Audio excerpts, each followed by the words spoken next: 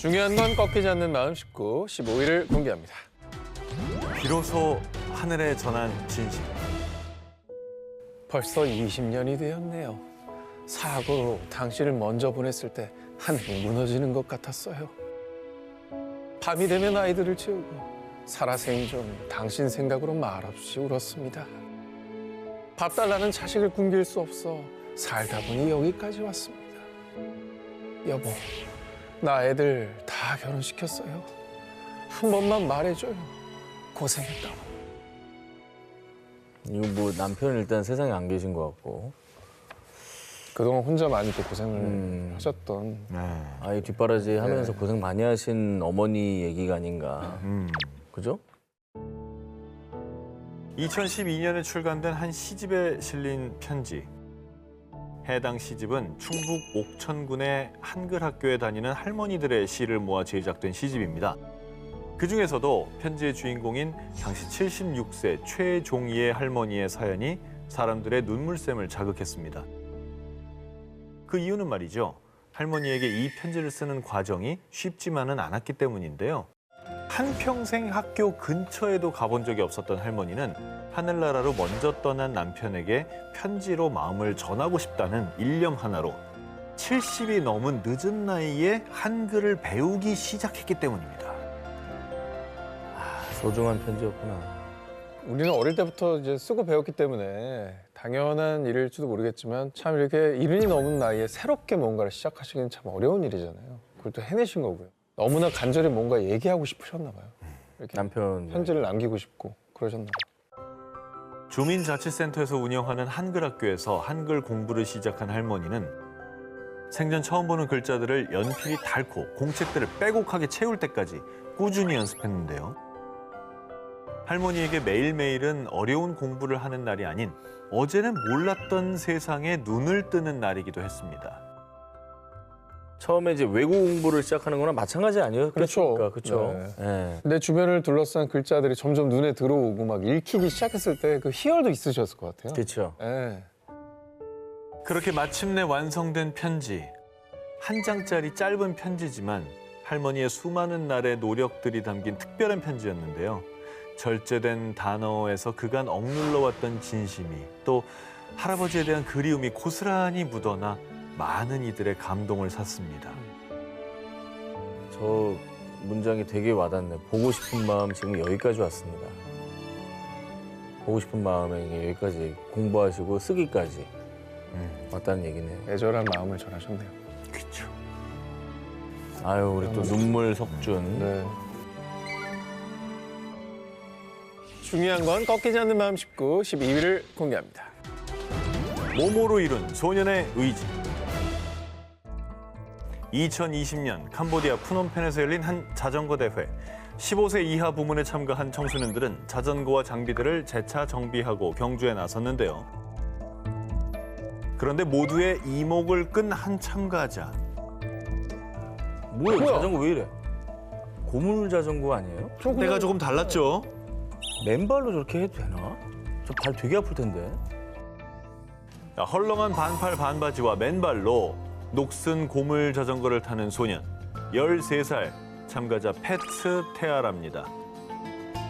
건설 일용직을 하시는 아버지와 아픈 어머니를 둔 5남매 중 막내인 페츠. 어려운 가정 형편에 자전거는 언감생심 그 자체였습니다.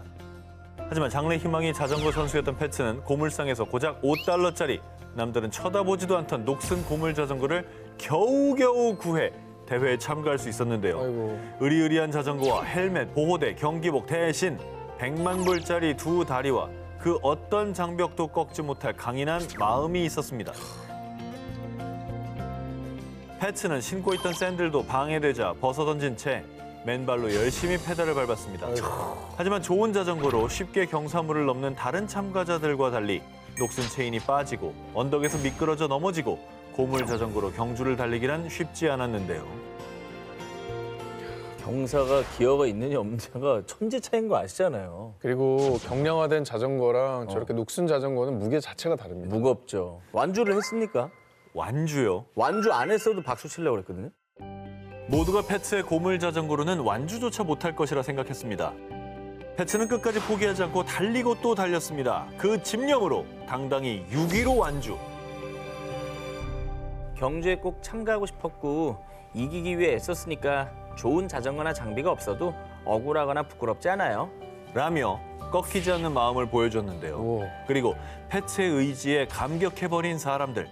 이후 캄보디아 청년운동협회 회장 랑 필랭이 산악자전거를 선물했고요. 그리고 패츠의 순수한 마음에 사람들은 후원으로 제대로 혼줄. 패츠 가족을 위한 식료품과 금전적 지원뿐 아니라 헌집 대신 새 집을 약속했고요. 그리고 패츠의 국제학교 입학과 장학금을 지원하는 등 소년이 보여준 의지에 걸맞은 결말이 펼쳐졌습니다. 중요한 건 꺾이지 않는 마음 19, 9위를 공개합니다. 모모에도 달리는 라이더. 2015년부터 꾸준히 라이딩 영상을 올리며 자전거 너튜버로 활동했던 박찬종 씨. 초보와 고레벨 라이더를 위한 꿀팁 전수부터 국내 유명 라이딩 코스 질주까지 라이딩 애호가들 사이에서는 꽤 유명했습니다. 그런데 2022년 7월 23일 영상을 끝으로 한동안 영상이 올라오지 않아서 팬들에게 의아함을 자아냈습니다. 그가 한동안 영상을 업로드하지 못한 이유.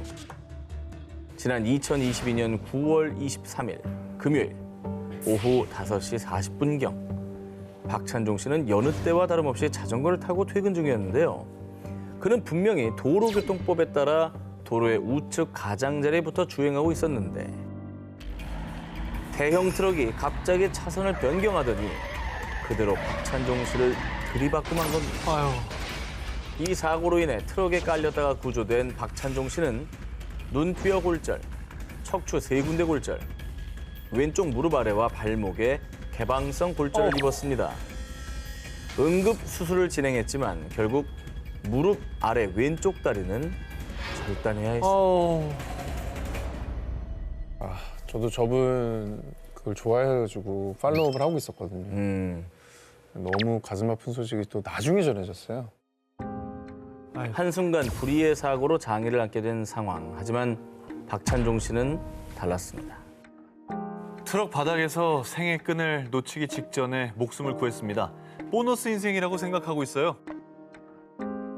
자신의 상황을 낙담하기보다 오히려 감사한 상황으로 받아들였습니다. 그러니까 쉽지 않지. 주변에서도 그냥 걱정 어린 시선만 보낼 거 아니에요. 안타깝다라는 반응이 줄을 이뤘겠죠. 근데 오히려 그거를 낙담으로 이제 받아들이는 게 아니라 정말 당당하게 그렇죠. 극복하는 모습으로 보여주셔서 진짜 저는 감사한 마음이 들더라고요. 몸은 불편해졌어도 건강한 정신으로 육체의 한계를 극복하겠다는 박찬종 씨. 2023년 5월에 결혼식 날 제 2다리로 당당히 걸어 들어가겠습니다. 박찬종 씨는 휠체어가 아닌 최근 의족 착용 후 열심히 재활운동 중인 근황을 전했습니다. 심지어 달리기 3.9km, 사이클 180.2km, 마라톤 42.195km를 연이어 진행하는 극한 스포츠 경기인 듀애슬론 대회까지 출전하겠다고 선포. 대단하시다. 꼭 성공하시고 행복한 또 결혼 생활도 하시길 바랍니다. 응원하겠습니다. 중요한 건 꺾이지 않는 마음 19, 8위를 공개합니다. 모모를 위해 싸우는 소년. 귀여운데요? 수영 연습하는가요? 무거워 보이는 몸으로 열심히 운동하는 이 소녀는 제이크 벨라입니다. 자, 그런데 벨라에게 운동은 단순한 다이어트의 의미가 아닙니다. 벨라가 운동하는 이유는 살기 위해서, 생존을 위해 치열하게 싸우고 있는 겁니다. 사실 벨라는 5살 때 희귀 질환인 로하드 증후군 판정을 받았는데요. 자, 신경계 이상으로 인해 호흡장애부터 당뇨병 등 각종 합병증의 급성 호흡 부전까지 자칫 사망에 이를 수 있는 질환으로요. 원인 불명, 또 이 명확한 치료법도 없어서 환자의 평균 수명이 겨우 5살에서 9살에 불과하다고 합니다. 야, 이거는 본인이 잘못한 게 하나도 없는 거잖아요. 네, 그러니까 살이 차오르는 게 이게 이제 병으로 인한 거예요. 아, 이건 너무 가혹하다. 진짜 살기 위해 사는 거네. 자, 로아드 증후군은 규칙적인 운동 또 식단 관리로 체중을 관리하는 게 정말 중요한데요. 하지만 이 병 때문에 먹어도 배고픔에 시달리는 벨라. 만약 계속 살이 찐다면 목숨이 위태로울 수 있는 상황. 자기가 좋아하는 것들은 참아야 되고 자기가 하기 싫은 힘든 거는 해야 되고 그러니까 태어나서 의무밖에 없는 거잖아. 근데 자기는 왜 그래야 되는지도 모르고. 비록 나이는 어리지만 벨라의 삶을 향한 의지는 꺾이지 않았습니다. 먹고 싶은 것 꼭 참고 매일 식단 조절을 하는 건 물론이고요. 일주일에 3번씩 청소년 철인 3종 경기 훈련장을 방문. 수영, 사이클, 달리기 등 고된 훈련을 받았는데요. 그렇게 극한의 고통을 견뎌낸 시간이 3년. 세상에. 저 어린 나이에 얼마나 힘들까 저거. 열심히 운동하는 벨라에게 많은 응원이 이어졌지만 한편으로는 로아드 증후군의 평균 수명이 10살이 채 되지 않기 때문에 사람들의 걱정도 많았습니다. 이렇게 저 통증이 심한데 달리기하고 사이클은 그만두는 게 좋을 것 같습니다. 벨라는 죽을 것 같은 통증에 시달렸지만 자기 삶을 지켜내려는 의지는 꺾이지 않았고요. 매일 죽음과의 사투를 벌인 결과 투병 9년째인 올해 훌쩍 큰 벨라는 어느덧 14살이 됐습니다. 자, 그리고 이제 수영 선수로서 여러 행사에 참가하며 난치병을 앓는 친구들에게 희망이 돼주고 있습니다. 머지않은 날 벨라가 생존과의 투쟁에서 완벽하게 승리해 건강하게 웃을 날이 오기를 응원하겠습니다. 중요한 건 꺾이지 않는 마음 19, 7위 공개합니다. 43년 만에 저녁식. 1994년 11월 육군사관학교. 그날은 한 노병의 저녁식이 있었습니다. 군번 212966 육군 중위 조창호 무사히 돌아와 43년 만에 전역을 명받았습니다. 지난 세월이 여실히 느껴지는 노병의 얼굴은 늙었으나 제복을 단정히 차려입고 거수격리를 할 때 그의 눈빛만은 43년 전 임관 때 그 눈빛 그대로였습니다. 1994년 당시 늦은 저녁식을 치른 조창호 예비역 중위는요. 지난 6.25 전쟁 당시 국군 소속으로 참전했다가 중공군에 의해 포로가 된 뒤 탈출! 국내로 귀환한 사상 첫 번째 국군 귀환 용사였습니다. 어머. 전쟁이 발발하자 당시 대학생이었던 조창호님은 자원 입대. 포병 장교로서 벼락 같은 총소리와 시뻘건 피가 난무하는 전쟁터에서 목숨 바쳐 싸웠습니다. 그런데 1951년 강원도 인제에서 전투 중 그만 중공군의 포로로 붙잡힌 조창호님. 그렇게 행방이 묘연해지면서 국군은 그를 전사자로 처리, 육군 중위로 추서했습니다. 아이고. 전사자로 처리가 된 거예요. 고향에서는 망자가 됐지만 조창호님은 살아있었습니다. 노예나 짐승보다도 못한 포로의 삶. 납북된 그는 1952년 동료 포로들과 탈출을 계획했지만 감시가 삼엄한 탓에 탈출에 실패하고 마는데요. 하지만 북한의 전향 회유를 끝까지 거부했습니다. 그렇게 반동분자로 낙인 찍힌 조창호님은 악명 높은 노역소에서 강제 복역해야 했는데요. 그 지옥 같은 세월은 무려 13년이나 지속됐습니다. 잔인하다. 아휴. 건강 상태는 뭐 완전 말할 것도 없었겠네요.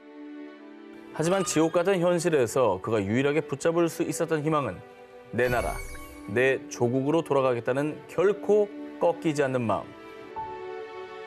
13년간 포기하지 않았습니다. 기회를 누려 또다시 탈출을 결심. 그렇게 1994년 압록강에서 배를 타고 북한을 탈출하는 데 성공했습니다. 긴 세월 정말 고생 많으셨습니다. 언젠가 돌아갈 수도 있지 않을까 하는 그 마음 하나만으로 이 악물고 버텨서 살아서 돌아오셨던 거예요.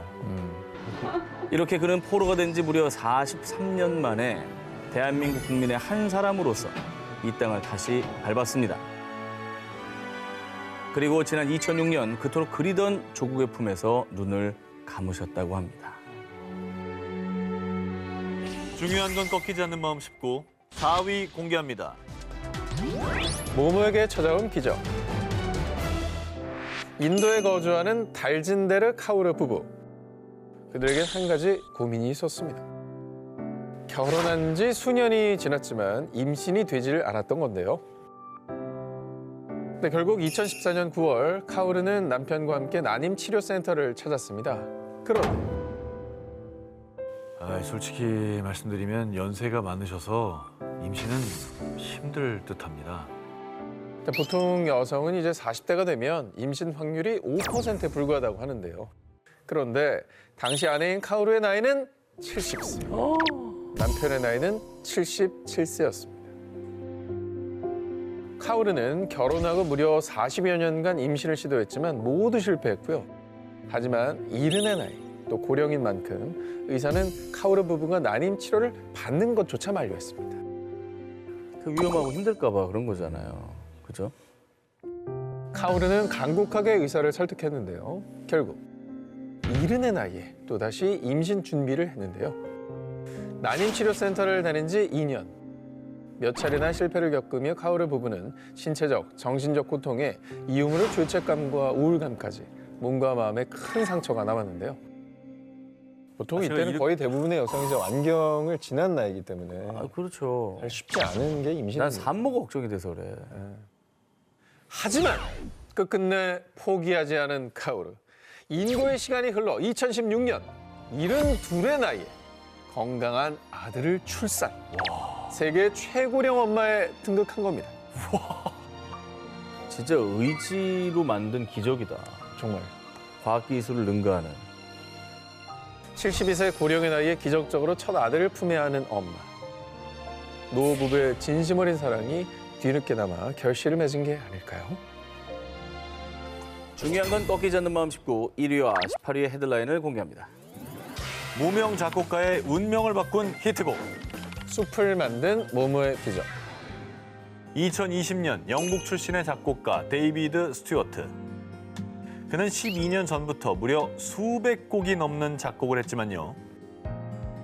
12년간 당당히 내세울 히트곡을 작곡하지 못했고 무명 작곡가로서 힘든 시간을 보내고 있었습니다. 근데 수백 곡을 작곡을 했다는 거는 빛을 한 번도 못 봤는데 대단한 열정이네요, 진짜. 그렇죠. 그런데 말입니다.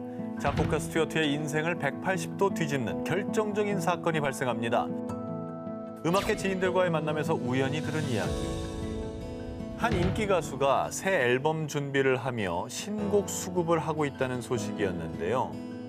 알려진 곡이 얼마 없는 무명 작곡가였지만 자신의 음악만큼은 자신 있었던 스튜어트는 혹시 모를 기적을 기대하며 자신에겐 다신 없을 마지막 기회라고 생각하고 작업에 돌입했습니다.